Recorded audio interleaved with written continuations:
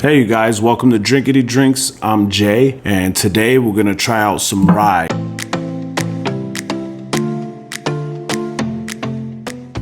If you guys been following me or subscribed to the channel, you know I'm not a big fan of rye. Doesn't mean I don't like it. I just prefer more of a sweeter bourbon, like a wheated bourbon or something like that. The rye, the spice, I do like accents of that to complex the palate, but I usually tend to drink more of the sweeter sides of bourbons. I've had the Old Forester 100 rye. I mean, I've had a few ryes, but that one came in second place up against the signature Old Forester and another 100 proofer. I don't remember, it was right under Wild Turkey for me, so it did do well given that I don't prefer ryes. Here it is. I got Pikesville. The reason I'm gonna try this out, one, I got a bottle of it. Two, it's fall, so they say rye is more better in the fall, and they had the midwinter's dram, which I was considering getting it, but I don't prefer rye, so maybe this will change my mind, and if it does, I'll get midwinter's dram or maybe try that rare breed rye. That seems like it could be pretty good because the original's really good, the regular rare breed.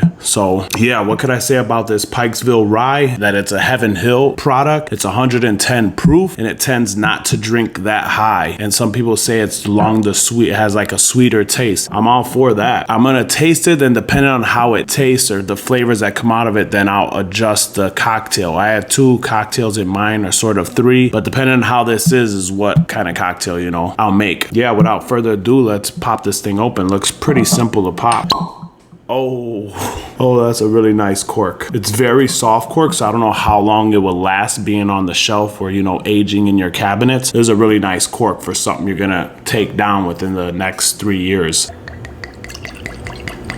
So yeah, if you guys know any good fall cocktails, you comment them down below. I'm always into trying new cocktails. That's why I want to kind of keep it along the lines of a fall cocktail and see, you know, what I get. So I'm smelling like some apple, which is probably why this is really good for fall.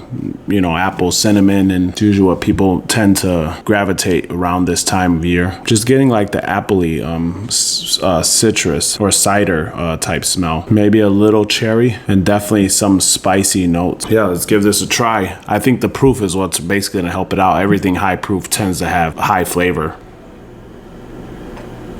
That is nice, spicy, but good, and it just hangs on. So I can see, I guess, the spicy notes. So maybe you feel like a little warmer when you're drinking. This fall is kind of cold season. You get a little bit of the tingling like you do with some higher proofs. There's just a sweetness in it though at the end. There's some sweet. I don't know if it's a cherry sweetness or something, but there is sweetness in it, which is good. So it's kind of like a balance. This is a good rye. Or I should say a rye that I wouldn't mind drinking. Yeah, very spicy. Even I get a little bit of, I want to say maybe vanilla, but it's more like cherry, like darker colored fruits and spices. But it's just nice how you get the kick, but it's so mellow of a flavor, and the blending in of it is just, the harshest part about it is the spices, but that's really flavor, not really ethanol, and that's just what you're feeling. Like right now at the end, I'm just getting the spices. Like if I wait, I'm pretty sure this thing lingers on for a good like 20 seconds. It definitely hangs on with flavor, so that'll go really, really good in a cocktail. So I think of a simple fall cocktail. It smells good too, just appley, but I don't know if I taste apple, and I do get oak too.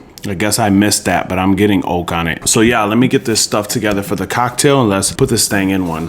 Sorry, something happened with the recording, and I kind of already was drinking the cocktail, so let me go back and tell you a little bit about it. This is an apple cider cocktail. It's basically 2 parts rye to 1 part apple cider. Yeah, it's a simple cocktail. Just whatever if you use 2 ounces of this, you just use 1 ounce of cider, then you just gotta warm it up. That's nice, and it helps bring out the apple in it. Might even be good with a dark cherry. So now we got it. Added a little dark cherry in there. I think it'll really help it because this thing already has cherry notes, and then you add the cherry in there. I think it's perfect for it. Yeah, it's just a warm, good drink. This is like a good drink to have by a campfire or something like that, or maybe or a fireplace, you know, just chilling, relaxing, reading a good book, sipping on this, or watching a great Christmas movies. All those movies are coming up, so I know you guys got your ideas of what movies you're gonna watch this year. Hopefully it's Home Alone, one of the best Christmas movies that's not really a Christmas movie. But yeah, this is really, really good. This is a really good drink. This is one of the best fall drinks I've made so far. I did try to make a few of them, but there's I think because the flavors that are in this help make the drink, because it already has cherries and the cherries go with this, and the apple cider is just really good and warm and inviting, and just, it's really good. This is a great bourbon.